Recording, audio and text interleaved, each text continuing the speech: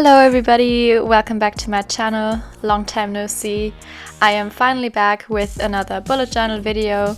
Today I am showing you how I set up a new bullet journal for the second part of 2022. You can see here I've got two identical beautiful bullet journals from Archer&Olive in this nice blue color with a cat and a moon on the front cover and beautiful gilded edges. And of course the first thing you always want to do starting a new notebook is write down your name in the front, which I always love. And for the design I'm going for, I actually got inspired at the start of the year by my bullet journal itself in terms of the color palette.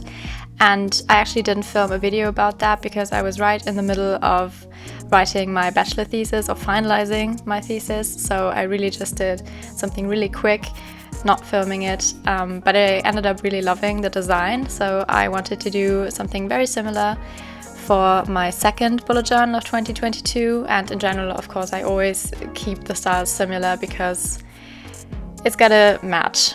The bullet journals have to fit together. That's how it's supposed to be for me. And as you can see, I'm using these huge block letters and some very bold circles, some filled in, some not, with a gold glittery pen, and also my blue Tombow that I will link the color code of in the description. And I'm doing something really simple for this first page with 2022, and I actually went back in later after filming the video and added in a tiny part 2 underneath, so it's different from the first cover page in my first bullet journal, just so I can differentiate it immediately just by turning the first page. I also added a key right in the inner cover, and oh god, it's going way too fast. There I did my mid-year check-in where I kind of check in in the middle of the year to see how far I've come with my goals, what are my favorite memories from the year so far. And then next to that I already did a tiny little calendar overview for 2023.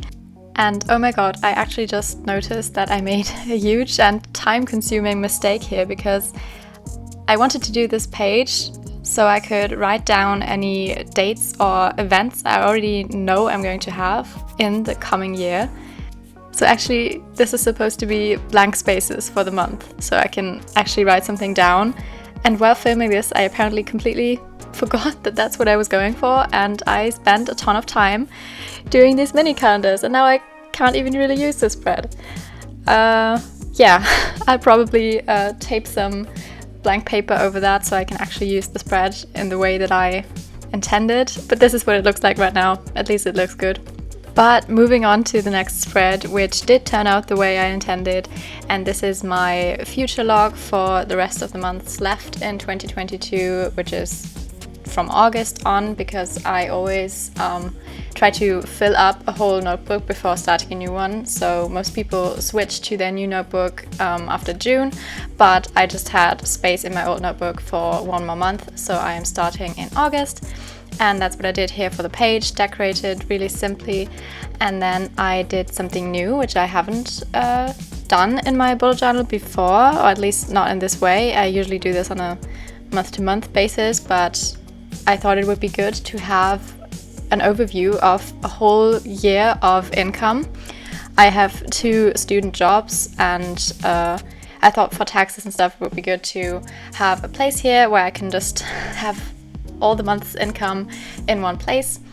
And then next to that I also added a blank budgeting space if I need to do any calculating or any budgeting adult things. And actually, staying on the topic of adulting, I saw Laura from Art and Foxes, check her out, she's amazing, do a similar spread to this, which she called When Did I Last? And she listed a bunch of things that you have to do every once in a while, mostly household things, and I thought that was a really good idea, and I decided to implement it in my journal as well. It's going to be household things, but also things like doctor's appointments, stuff like this. And I can just mark in the columns on what days I did that last, and then I will always have a nice overview.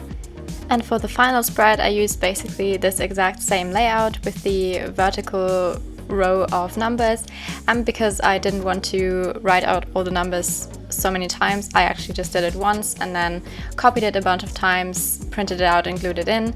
It doesn't look that great in real life because you can clearly see that it's glued in, but it saved me a lot of time and energy, so it's fine.